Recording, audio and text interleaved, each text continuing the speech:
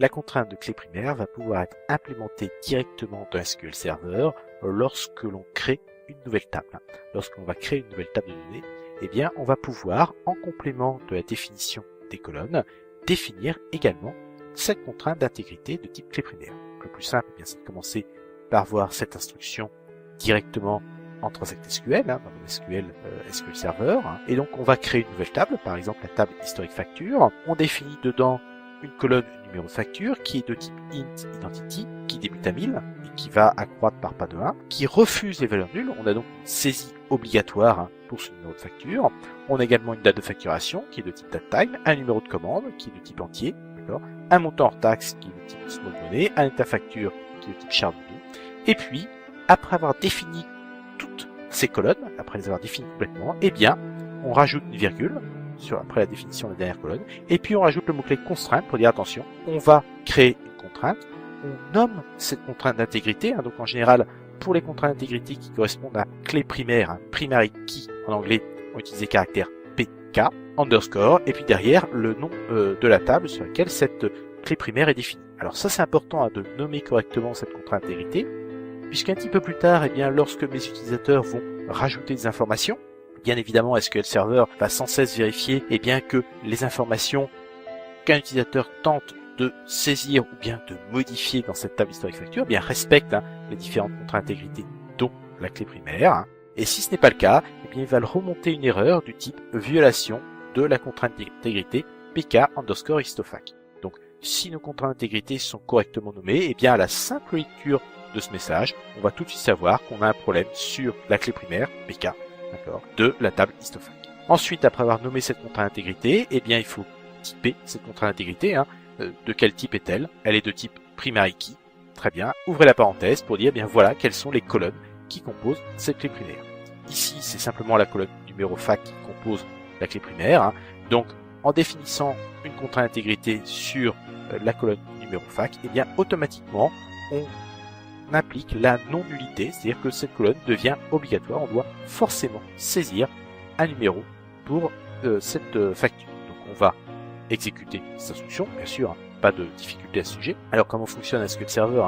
Eh bien pour mettre en place cette contrainte de clé primaire, SQL Server va créer un index qui va organiser physiquement les données de la table, et c'est ce qu'on appelle un index à entrée unique. Ça veut dire qu'on ne peut pas avoir deux fois la même valeur dans l'index. On a d'autres moyens de créer cette clé primaire, y compris en SQL. On va pouvoir utiliser une syntaxe légèrement différente, cette fois-ci en ce qui concerne les lignes de commande, et on va définir une contrainte de clé primaire qui va porter sur deux colonnes. Donc tout d'abord, on va définir la table ligne de commande. On va exécuter ce script. Dans ce script, pas grand-chose de nouveau. On a un numéro de commande qui est entier, qui est interdit valeur nulle, un numéro de ligne qui est entier et qui est interdit valeur nulle également, une référence article qui est de type nvar char216 qui interdit également les valeurs nulles, et puis on voit apparaître une quantité commandée qui est de nouveau une valeur entière, et cette fois-ci on a précisé une valeur par défaut, donc elle a le mot-clé default 1, ça veut dire que si mon utilisateur eh bien, insère une ligne de commande et qu'il ne propose pas de quantité commandée, eh bien par défaut SQL Server va dire, eh bien voilà, la quantité commandée par défaut c'est 1. Voilà. Donc on a défini notre table, et puis derrière on va être capable de modifier cette table à l'aide de l'instruction alterTable. Dans cette modification de table, eh bien, on va rajouter une contrainte d'intégrité, donc add constraint, le nom de cette contrainte, pk underscore ligne, le type de cette contrainte, primary key, d'accord. Et cette fois-ci, par rapport à tout à l'heure, on voit apparaître le mot-clé non-clustered, en disant attention, eh bien, lorsque je vais créer cette contrainte de clé primaire sur les lignes de commande, et cette contrainte de clé primaire, eh bien, porte sur les colonnes numéro de commande, numéro de ligne, dire que je peux pas avoir deux fois le même ensemble. Pour la commande 1301, eh bien, j'ai une ligne 1, et pour ma commande 1301, j'ai une ligne 2, mais pour ma commande 1301, je peux pas avoir deux lignes qui portent le numéro 1. Eh bien, pour tous ces ensembles de duplets, eh bien, le non-clustered dit on va créer un index non organisé. Alors, ça ne veut pas dire que c'est pas organisé à l'intérieur de l'index, ça veut dire que c'est un index qui ne réorganise pas physiquement les données de la table.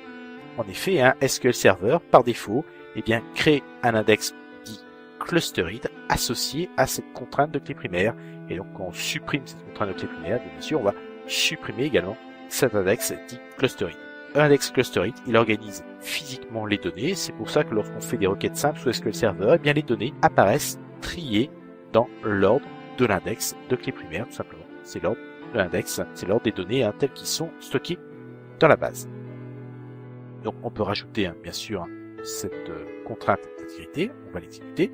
Voilà, c'est maintenant fait. Alors, toutes ces instructions qu'on vient de faire en SQL, Transact SQL, on peut également les faire depuis l'explorateur d'objets. On va regarder cette fameuse contrainte non-clustered sur mes tables de commande. Donc on va actualiser les commandes, on l'a ici. Voilà, on peut revenir. Tout d'abord, on va voir ici au niveau des clés, eh bien que ma clé pk_ling est apparue. On a bien mes éléments. Et au niveau des index, eh bien on voit bien qu'on a un index qui correspond à la clé primaire et il est typé comme la clé primaire. Il porte le même symbole, clé primaire, pk_ling, qui est unique, puisqu'on ne peut pas avoir deux fois la même valeur de clé primaire, et non-cluster, il n'organise pas physiquement les données de la table. Alors on peut retourner ici en mode création. Voilà. Quand on est en mode création, on voit tout de suite apparaître eh bien, le petit symbole clé en face des colonnes qui correspondent à la clé primaire. Et à ce niveau-là, eh bien, si je veux par exemple supprimer ma clé primaire, je sélectionne mes colonnes et puis à l'aide d'un clic droit, eh bien, je vais pouvoir supprimer la clé primaire. Alors cette opération, bien sûr, elle n'est possible que si la clé primaire n'est pas déjà utilisée, c'est-à-dire référencée par une contrainte de clé étrangère, ou bien si on a un index de type XML qui utilise ces clés primaires.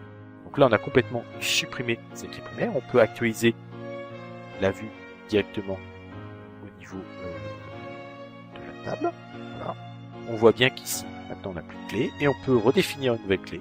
Voilà, définir la clé primaire. Donc cette fois-ci, je sauvegarde les modifications. Cette fois-ci, on recrée une clé primaire avec le paramètre par défaut qui est le paramètre clustered. On va aller vérifier ça directement au niveau des propriétés de la table. On voit bien que la clé pk_ling commande est apparue.